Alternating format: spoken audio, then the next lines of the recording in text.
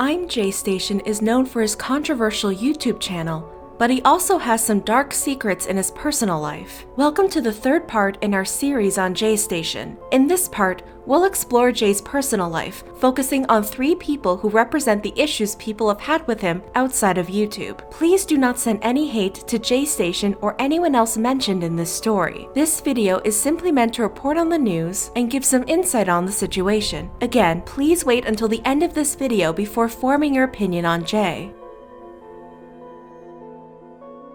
In December 2016, Jay and his now ex-friend AldosWorld TV got into some YouTube drama. On December 21st, Jay uploaded a video titled Beef, AldosWorld TV 24-hour overnight exposed as fake, story time and giveaway. In the video, Jay said that after he did his exposed video on fake 24-hour videos, Aldo posted an abandoned trains video that was identical to Jay's video. Jay said he made the exposed video because he was tired of people stealing ideas from him, and Aldo was clearly copying him. Jay also said Aldo was doing a snow igloo video to copy him again. He also claimed Aldo was copying the way Jay did his video titles and intro, although there are some differences in the 2 intros. Jay said that he was cool with Aldo and he was proud of his success, so he said he invited Aldo to join him for his overnight video at a graveyard. According to Jay, Aldo said he wouldn't go because it was trespassing and he couldn't risk losing his channel like Jay did. Jay said that after their conversation, Aldo's next upload was an overnight video at a McDonald's. Jay said that Aldo wasn't concerned about doing an overnight video at McDonald's because all of his videos were fake. Jay also showed screenshots of messages that allegedly showed Aldo saying all his videos were fake. Jay announced the giveaway in the video and said people could enter by tweeting the hashtags AldosFake and Jay's Real. On December 27th, Aldo uploaded a response video titled Exposed, JayStation Exposed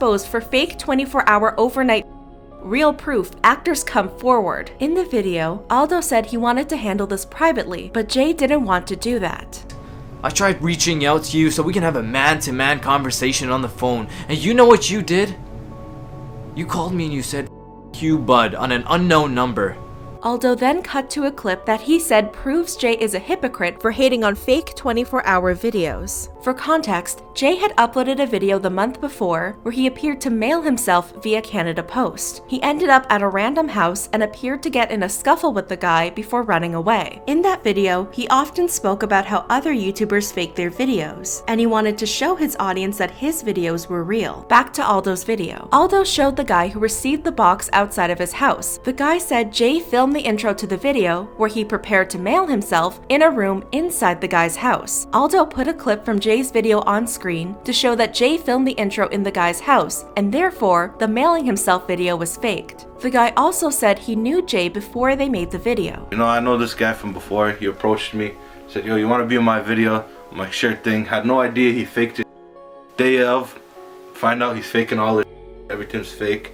Aldo also said Jay rented a U-Haul to fake the mail truck scenes in the video, and Jay would only film the video at a random house so he wouldn't get exposed. Aldo showed a trespassing warrant he got from the University of Ottawa to show he was willing to trespass to make real videos. He then spoke about Jay faking the time checks for his videos. He showed a screenshot of text messages where Jay allegedly said he was going to film his time check at a gas station. Aldo said that if people didn't believe his messages, he would expose Jay's number for his fans to call him. Aldo also brought up Jay's 24 hours as a homeless person video, which he said Jay faked. He said Jay also faked his overnight at the mall part 2 video. After he filmed his portion for the day, he went home to start editing the video, and you know what he said to me? He said, "Hey Aldo, bro, do you know a place where I can sleep so I can go back and film that so I can come finish editing this video?" He showed where Jay filmed that video and explained how he made the video. What he was doing was flipping back and forth between mall to mall, making it seem like one big giant mall so he can have enough content for you guys. He probably didn't even do it in the same day. He probably went home, edited, came back, looked for another area, edited, came back. Aldo showed a text message where Jay was allegedly worried about his 24-hour videos being demonetized because they incite illegal activity. Jay also allegedly admitted he staged some videos in that same text message. Aldo touched on how Jay allegedly stole all his ideas, including the graveyard video. He showed a text message where Aldo asked Jay if he wanted to film a 24-hour video in a graveyard, but Jay declined. Nearly 2 weeks later, Jay uploaded his own graveyard video that he did without Aldo. Aldo also explained why Jay's content was going in a certain direction. He was running out of ideas, people to steal ideas from, because nobody wanted to work with him anymore. Think about it, guys. He used to make videos with certain people, and none of those people are in his videos anymore. You ever wonder why? They're tired of him stealing everything and taking credit for it.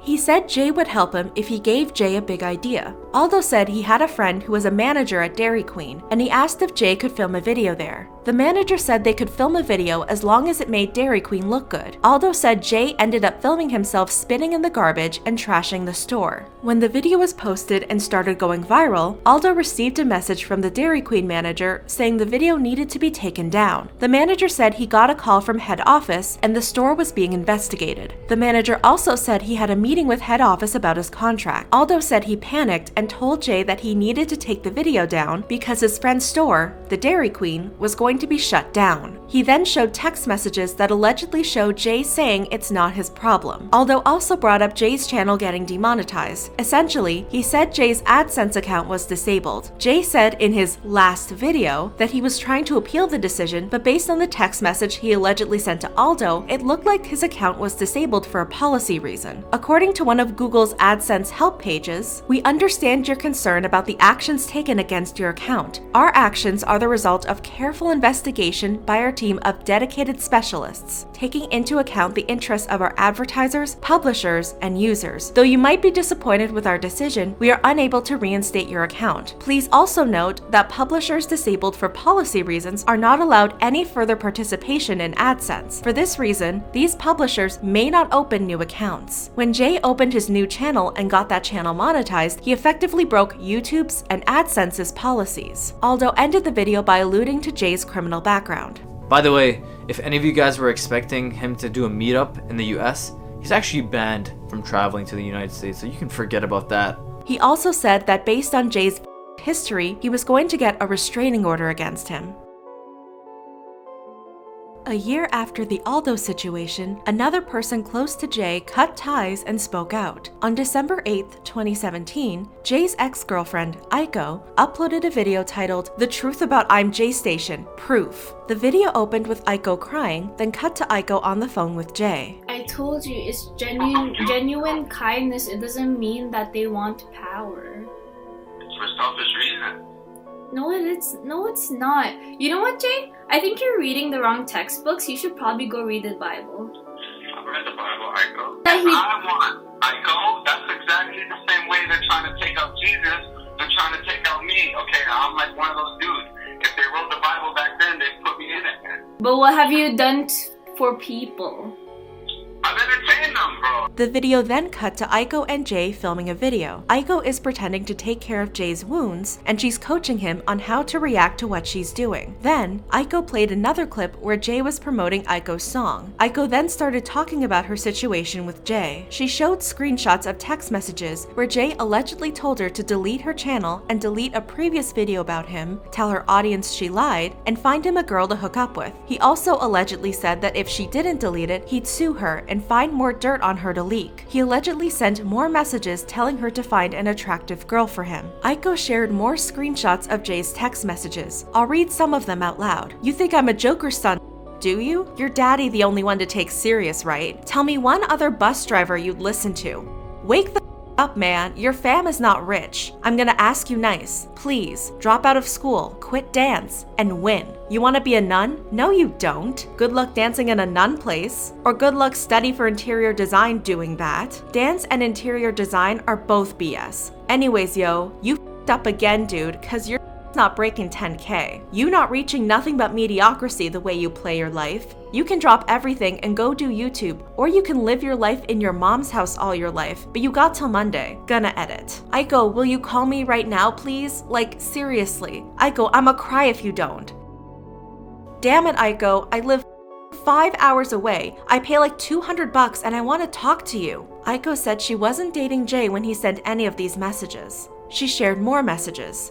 "That stuff though, you not coming to our house? You already chose, so peace. You can do it today. Drop out of school today. And quit dance to say. Quit modeling today. And tweet some shit about how I'm not fake. You got till midnight, man, and you speak for yourself if you don't do it. If you had this much money and I was in your socks, you would not even message me. So you're lucky I even give you shot, dog. You don't give a man. I gave you back to the hood, man. Okay, later. You good? Or you with a guy? Aiko, I love you and don't want to ruin this, but I didn't do anything. Please call me now. I'm gonna leak your in 1 min, and that's the end of you and me. But you should call me and give me closure, bro." Aiko also shared a screenshot from Jay's Instagram story where he posted Aiko's number, and she played a clip of another phone call. You gotta delete your man. Go to school. Listen, Aiko, I'm telling you something for real, dude. What would you do if I paid your ex-boyfriend 10 G's to come and expose me with you? Or expose you with me? Go ahead and do it. Aiko then showed screenshots from a Twitter account she said he used to harass her. She cut to another clip of a recorded phone call where Jay told Aiko he loved her. I love you so much. Okay. And I just hope that the tastes good. Because you... She showed more screenshots of Jay saying he would upload his videos when hers got a certain number of dislikes. Aiko said she was going to release this video months ago, but she stayed mostly quiet because she was afraid. She said there were a lot of things that happened behind the scenes and she was waiting for the police to deal with it. Jay actually went physical on me in your film mall. Security cameras caught it. She said she never cheated on Jay, and he made a lot of assumptions about her. Saying that I was cheating on him when we weren't even dating during the time. Aiko said he wouldn't let her visit her family in Toronto. Jay was still in Ottawa at the time, and she said he treated her like a housewife. When you wanted me to be with you and live with you, I asked you, am I allowed to come home weekly, at least on the weekends, to come see my family? He said, no, that seems like you're cheating. Really? I'm a family girl. I'm sorry. I love my mama. I love my little brothers. I love my family. They've done a lot for me, so I'm gonna do a lot for them. I'm sorry that you don't understand how much I love my family and how much I'm willing to be there for them. She said she doesn't give up on people, and she didn't give up on Jay. I stuck around. I saw there were flaws that I was hoping that you could possibly see, but no matter how many times I repeated myself to you, you'd say that you'd change. But I don't know, it just never clicked in your head. I had a lot of patience and understanding for you, Jay, but you never reciprocated that. And here my thinking, someone who's 7 years older than me, I think that you'd be more mature and understanding where I'm coming from. She said it was unfair of him to ask her to give up everything to be with him, especially considering they weren't in a serious relationship. Aiko said she wanted to visit the people she loved in Toronto. Like, I'm sorry, I'ma come home, and I wanna come home. Being with you was never home, and it certainly did not feel like home with you not allowing me to sleep and you not giving me a break. She said she never wanted to be in a proper relationship with Jay because she knew he was unstable and couldn't contain himself. Aiko also said Jay would often call her a gold digger. She denied this and said she often helped him with his videos. I helped hold your camera. I helped put makeup on people for you. I acted for you, my guy. Think of another girl that's gonna do gymnastics and pretend to be possessed for you. She said she didn't agree with everything Jay did, but she didn't say anything because she felt that the only way she could avoid a fight was to keep quiet. She said that Jay often took her silence as a sign she was cheating. Aiko also said she tried running away from him several times. Once, she said she jumped out of the car into a neighborhood to run away. She ended the video by showing screenshots where Jay appeared to and Aiko on her live streams. The last person we'll look at is Jay's former fan, Kayla. On December 19th, 2019, YouTuber CreepshowArt uploaded a video titled "Huge YouTuber Flew Out of Country to Visit a..."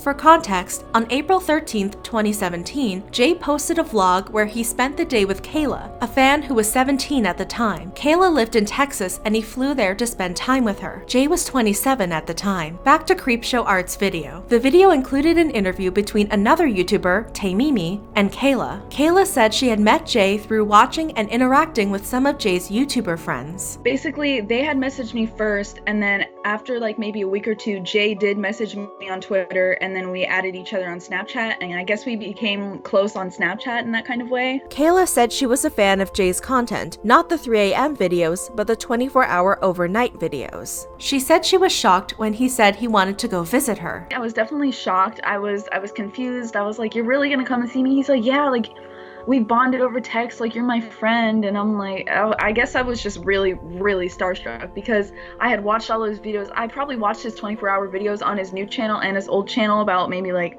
3 or 4 times like in a row, and I was like, wow, like these videos are so cool, like they're totally not fake. And then it just yeah, they ended up being all fake, you know. She explained the timeline of the videos she filmed with Jay. So those 3 videos that, I think it was 3 videos, the 3 videos we did were in like a 2-day span. So I did spend the night that one night, but like I told you, nothing happened. He slept on the couch, but I made sure to stay up all night because I was paranoid. I wasn't sure what he was gonna do.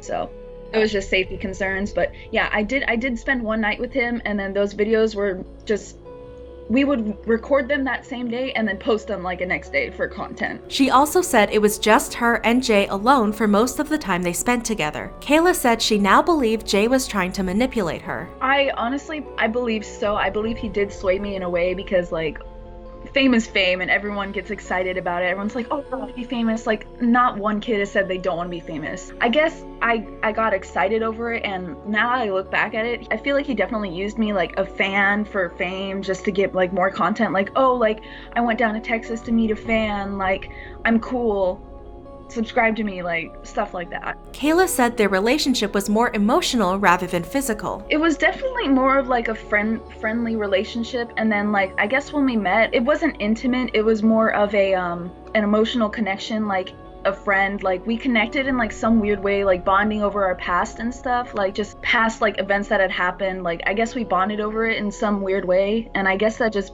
brought us closer together as friends. But I mean, he never did anything like to make me assume that he wanted something romantically other than flirting with me. While Jay seemed very upset about leaving Kayla, she said she thought he was partly being genuine and partly being manipulative. I feel like it goes both ways with that, because like after he turned the camera off, like we did share a hug, and we were like, I miss you, like I'm gonna miss you so much, like thank you for being here, like thank you for meeting me, like, you know, stuff like that. But I feel like he definitely, like when he was recording that, he made it like seem really bad so everyone would feel bad for him.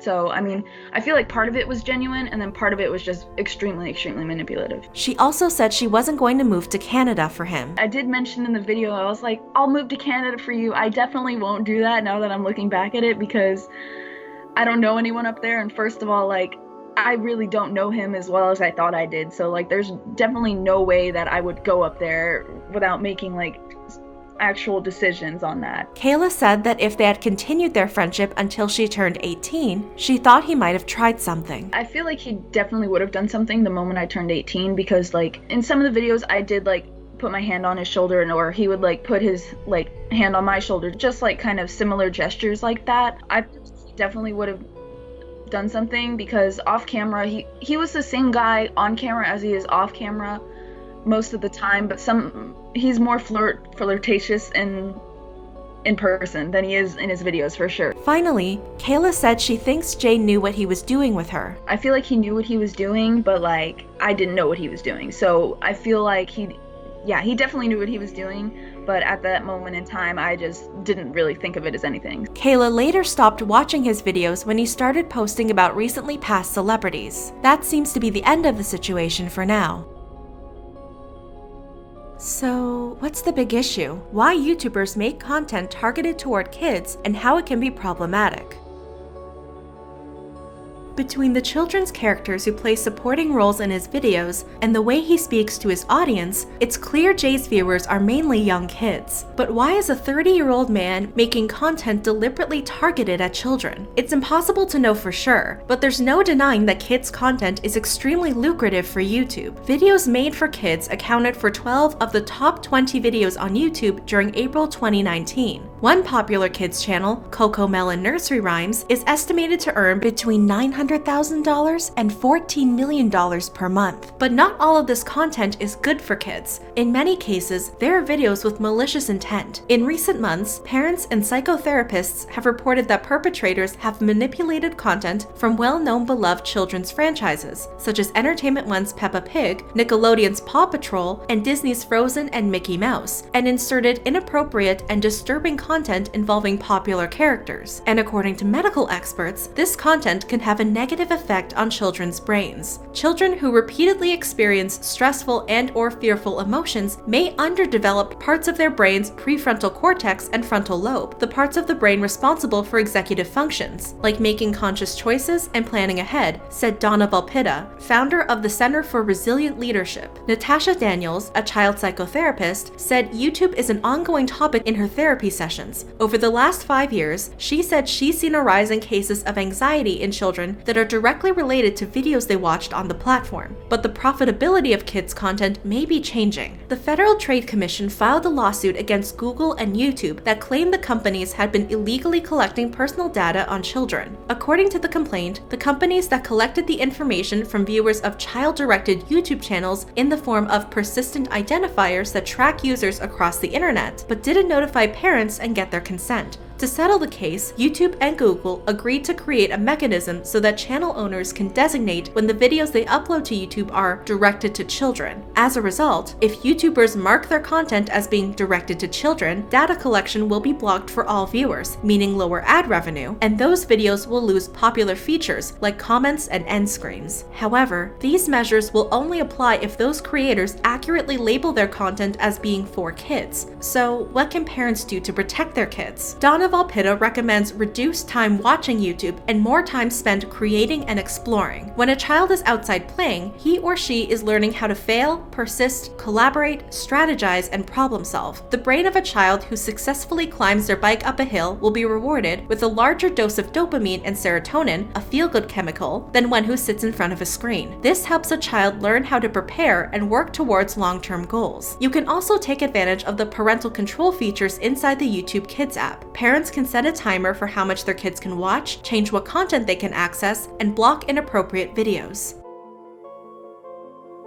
The more you dig into JayStation, the more complex and disturbing the situation becomes. But there is one important thing to mention before the end of the series. Jay thrives on controversy, and every time he gets into trouble, he twists the situation in his favor. In Jay's Draw My Life video from June 2019, he said that his channel wasn't doing well, but once his arrest was on the local news, he started gaining subscribers and views on his channel. Commentary YouTuber Drew Gooden said that what Jay learned from this experience set the tone for the rest of his YouTube career. His YouTube channel was picking up traction for the first time ever because he committed a crime. Are you kidding me? The first thing he learned on this website was that if he created negative attention, if people talked about him, if the news covered him, it doesn't matter what they say, it doesn't matter if he's going to jail, as long as he's getting views. And while videos like the ones in this series may be giving him exactly what he wants, it's also important for people to know exactly who he is and what he's doing, especially for the people who watch him. Jay recently made a video where he said he would be taking a break from YouTube to think about his actions and reevaluate his life. And for the sake of his audience, I genuinely hope he learns from his mistakes and becomes a better person. What do you think about this story? Let me know in the comments below.